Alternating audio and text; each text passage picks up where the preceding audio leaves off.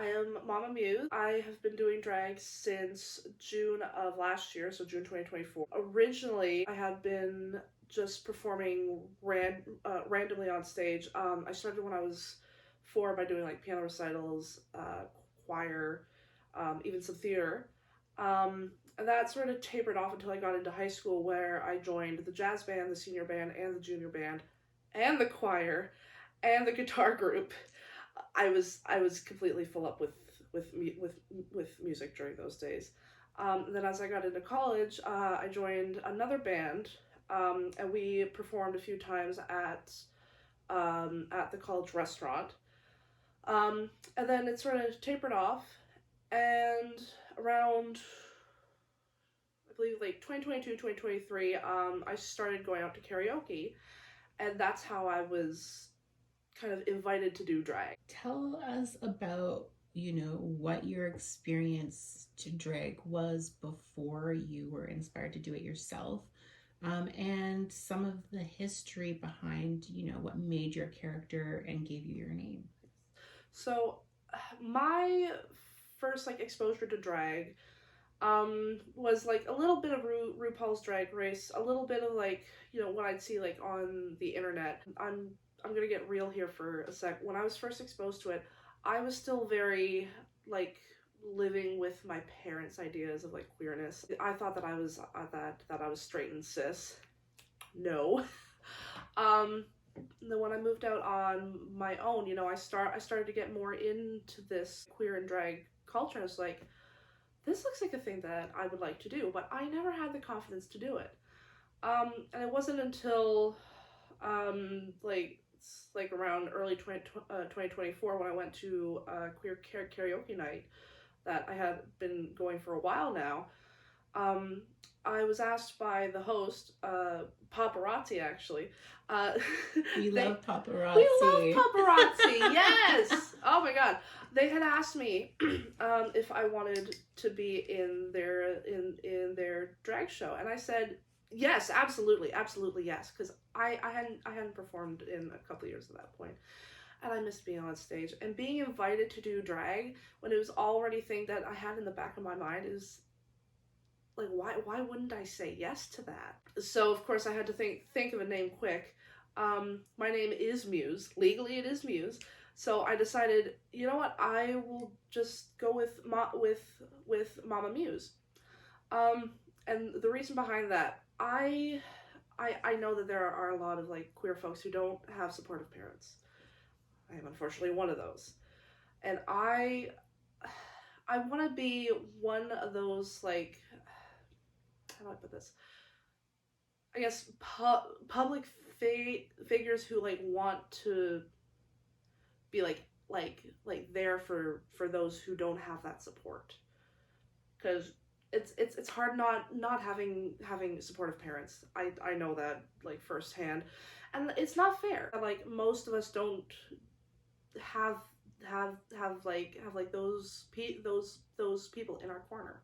So I would like to take over that role where I can. God, can you kind of tell us about the formulation of your drag character a little bit more in depth, and what you are envisioning for them in terms of, is this an extension of you, or is this more of a character that you created? What about you might you be wanting to exhibit through your character, etc.? Mama, she is and is not a character. She is me, but she's like more of a bolder, confident version of me. The me that isn't in drag is very closed off, very quiet, very, I don't want to deal with shit right now, I'm tired, leave me alone. When I'm in drag, when I'm Mama, I'm very, let me take care of this, let me do this, let me be out there, let me be loud, let me be proud. And that's primarily what I want to convey. I want Mama to be the opposite of who I usually am. Honestly, very beautiful and very powerful. That is something that I think resonates with a lot of drag artists, is kind of filling in the things that they feel like they're missing from their lives, but exhibiting the traits that they usually don't feel the permission to exhibit on an everyday basis. Absolutely. Like when I'm out of drag, I feel wrong for being loud. I feel wrong for like being out there and being weird and just being me. But when I'm in drag, it's like, I don't care. Yeah. I don't care at all. I can do what I want. I'm Mama Muse. That is so beautiful. I love that. Have you ever seen the original Queer as Folk from the US? I don't think so, no. I highly advise it. I feel like the character Debbie would do a lot of inspiration for your character. Absolutely. I don't know. That's the energy I'm getting right now. Yes. You can definitely correct me in post-production if you see it and you don't like what you see. But that's what comes to mind. Like, it's beautiful. I don't want to tell you too much about the character because I want you to discover this character for yourself. Yeah. But just keep an eye out for Debbie from Queer as Folk. Okay. But the American version. Gotcha. Not the new one. No. We want the original from like 2000, 2001. Okay. Yeah. Back there then. Oh, back then. Oh, yeah. Yeah. I'm showing my age. Oh, it's okay. What is your medium in drag, and what is something that you feel like allows you to explore drag through your medium? Okay, so my primary performance is I sing. And that's mostly because I'm disabled. I walk with a cane. I can't, it's hard for me to get around. It's hard for me to like bust a move without being in agony for the next few days. So my skill primarily lies in my voice. And usually what I like to do is that I like to choose songs that like, one, they fit my voice well, or I can like show off my range. Like you were at my show in January. You saw me sing Joyride. Shocked everyone. It was amazing. I like to run through songs that like just show off what I can do with my voice, or songs that like I can mimic well. Recently I've been on a Sam Smith kick. I find that my voice it matches theirs fairly nicely. We're in about the same range. I also like to choose like songs that I don't think other performers would think about doing. Like I like to do a lot of that Handsome Devil. I love that band so much. You love it. We love a good niche moment. Exactly. It's like my sister with Meatloaf. Okay? Oh, Meatloaf, yeah. Yeah.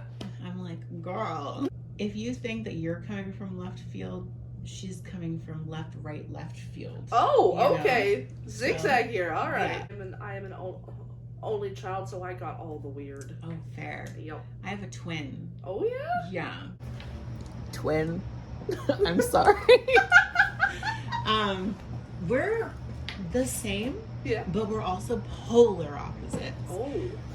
The way I like to look at it is she is the sun and I am the moon. Honestly, we love a moon girly. I love the moon.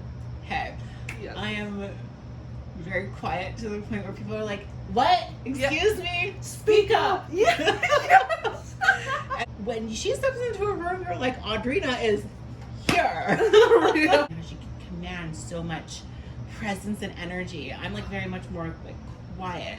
Oh, you know? I'm ordinarily like in the background. She's my fierce lioness. You know, I am the quiet mouse. Oh. But we love it. We love it. How do you want to take your medium into the future? Like, what are you going to use it to inspire or push your drag, and where do you want to even take your drag and your character? Honestly, I want. What do I want actually? So when I was young, I wanted to be famous. I wanted to be on stage. I wanted to sing in front of thousands, millions. And then I realized, that's really difficult. I'm not gonna bother with that. And then, you know, I got like into band in high school, so like I want to perform on stage for thousands and millions. And then I realized, that's really difficult. I'm not gonna do that. And then I got into drag, and suddenly it didn't feel all that difficult. I prefer doing smaller audiences, and I know it's counterintuitive because like most performers are like, I want like big audiences. I want to rake in the money, but like I feel like with smaller groups, you really get to like get in with the audience and connect. It's intimate. Yeah. Yes. Absolutely. I love that. And if I could just keep doing that, like I'll be happy. I love that. Yeah. I love that. Honestly, that is something that's really needed in our community. Oh, absolutely. It's these smaller venues and smaller towns even are like the first step for most drag artists. Oh, absolutely. Before they even get to the big cities like Toronto or Chicago, etc. Right? My first drag show was at Marlow General. It's that is actually where I go to get my hair done. Okay. Yeah. So my barber also got to watch me do my first drag show. I love that. It's It's actually fantastic. funny because my coffee shop, it's not mine, okay, but it's the only coffee shop that I will say and advocate for in this whole Tri-City area. Real. And I will die on that hill. No, you won't die on that hill. You'll kill someone on that hill. Oh, She said it, not me. They said it, not me. They listen, said it, not me. there's no dying here unless it's someone else. As a black woman, I feel compromised. Honestly, no. If you're in the KW area, KW Guelph, please go to Lucero. It is the only legitimate coffee shop I've heard ever. good things about them. Is it the most accessible place? No. Is it the most inexpensive place? No. No. But if you are a coffee lover and a coffee connoisseur, It tastes honey, that's where you want to go. Lakira, if you ever hear this, pay me. I want royalties. Yes.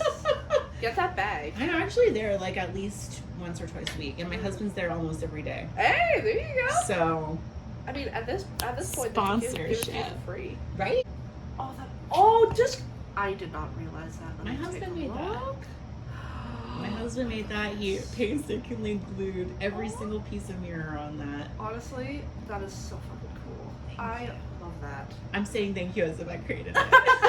I should see if I can commission my husband to like make a cane topper for you. Please. What do you feel that you facilitate within the drag world that might be underrepresented? Definitely disability. As I said, I do walk with a cane. Primarily, a lot of that has to do with like my lower back, my hips, my knees, and the fact that I have POTS, so I get dizzy. And I've noticed that there's not a lot of like.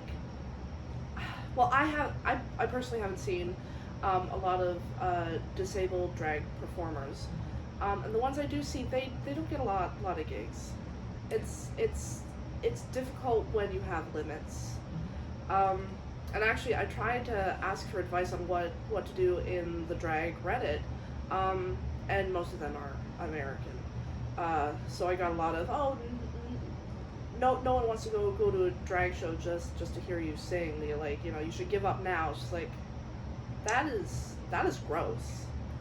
Well, first of all, drag comes entirely from Shakespearean theater. Really? And it has been, drag is dressed as woman or dressed as girl. And a lot of it was based in theater performance, which turned into vocal performance. Okay. And if drag is going to set the standard for what the pliability of what art can be in drag, then these Americans need to learn that it's more about them being pretty. It's more about the padding and the costuming that you can spend thousands of dollars on. It's actually about the raw talent. Exactly. Like it's more about just like looks and if you can do a death drop or not. Yeah. I definitely cannot do a death drop. I mean, it's not even about being able to be the next pop star. No one's looking for you to be a Taylor Swift. No, God, no. I mean, freaking look at RuPaul. Can't sing at all and has like 16 studio albums. You know what I mean? So I'm jealous. Right? I'm like, I want to sound like nails on a chalkboard and be able to make money off of it. Exactly. Girl. Well, except I don't want to sound like nails on a chalkboard. I don't know. Well, It's kind of good. fun though. It is. You know what? It's a vibe. You know what? It's a vibe. If you remix it enough, it can sound good, okay? Fair. You know, you get enough auto tune in there, it's nice. Yeah.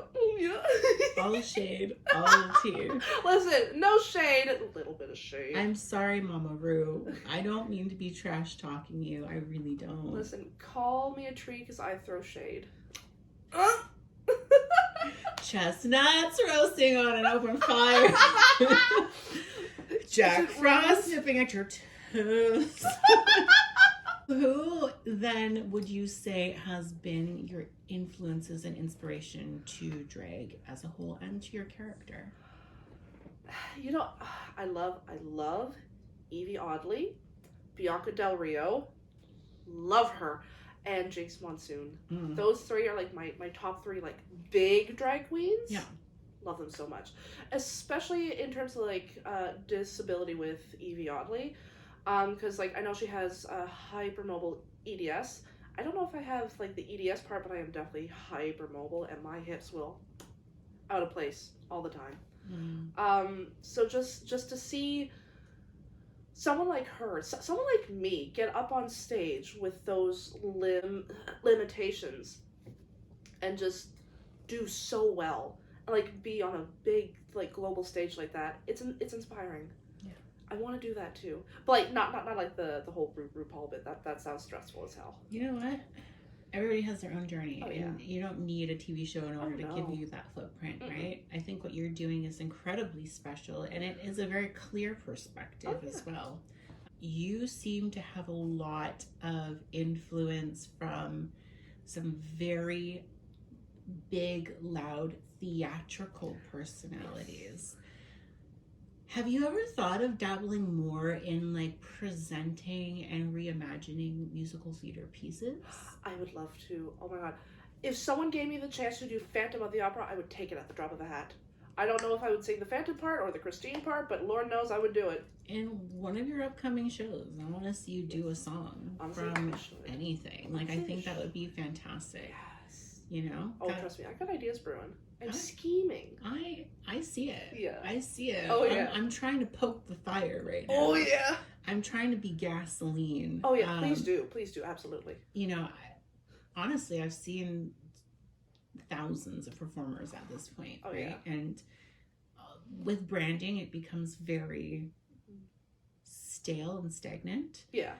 Which is fair. It's hard for people to learn how to find themselves within it. Oh, yeah. But you really do have a very clear brand. Even when you're discussing how you came with your character, what your ideas for your character are, what you want from your character, you definitely see the consistency across the board, right? I think that is amazing. Thank you. I want to see you do more with it. But oh my god, do not get me started on conjunctivitis. She was amazing. This is another person that we need on our show. Yes, I will try to convince her. I honestly, the first time I saw them, I was like, you are Hades. Yeah. From Disney's Hercules. Yeah. Like, if you took Hades from Disney's Hercules and made it a Tim Burton character and threw it in The Corpse Bride, like, that is you. Oh yeah, she's really good. Yeah, she's a big part of the alt drag scene in Hamilton. I don't know what your access to it is, but Hamilton does have a really large disability performance community. Really? Absolutely. Okay. I would highly advise you contacting Clitoria. Okay. And Cherry Bomb. Oh. They run a lot of those spaces. Gotcha. And Anita Dior. Okay. They run, all three of them run shows and open stages. Okay. So that's a really great way of getting your foot in. That would be fun. They are smaller venues. They're more intimate venues. I like those. Cherry Bomb and Clitoria's venue is very well set up for live music. And Anita has a lot of really good equipment for live music. Fantastic. Like ear monitor, everything. Oh, so the fancy shit. Okay. What is in the future for Mama Muse? Future, well, once I'm done school, I want to double down on my drag career, because I've been fighting with the idea that yes, I want to get big, I want to like do big things, but also it's really stressful and really hard to break into these spaces. But I feel like now that I've actually gone into the space, as long as I keep pushing, I can do it. Yeah, because like the end goal is like I want to get to a point where I'm big enough that I can start to do some meaningful activism. Mm-hmm. Like I actually had an idea like a couple of years ago to like start like this non-profit for trans youth, because like if you see what's going on in like America especially, but it's creeping up into Canada, Mm-hmm. trans youth are under attack. Oh, absolutely. Yeah, and I want to like make like an organization that, you know, they have access to food, they have access to shelter, they have access to resources, therapy, all the things that I didn't get. I want to give those things to the next gen of like trans and queer kids. I love that. Yeah. I love that. I hope that if I bring Coconuts and Bananas back, that you will perform for us. You don't even have to ask. I also will say that what you want to do is beautiful, and it has the right tone. It also has the right intention. Yes. I think that comes through very, very clearly. Oh, yeah. I would love for you to look straight into the camera right now, and I want you to picture that this camera is a little 4-year-old Muse. Oh, jeez. Okay. I want you to give 4-year-old Muse the advice that you needed. You know what's crazy is that I thought about this a lot over like the last year. It's like, listen, kid, you're gonna go through hell. It's gonna be awful, and I'm so sorry for everything you're gonna go through. It's just gonna be rough. You're not gonna have many friends or family or people in your corner, and you're gonna have to do some things that you really don't want to do. But trust me, it's gonna work out in the end. You're gonna get found family. You're gonna have a drag family. You're gonna find a wonderful partner who adores you for who you are. And it's gonna be worth it in the end. You gotta stick with it. Trust me, it's gonna be hard.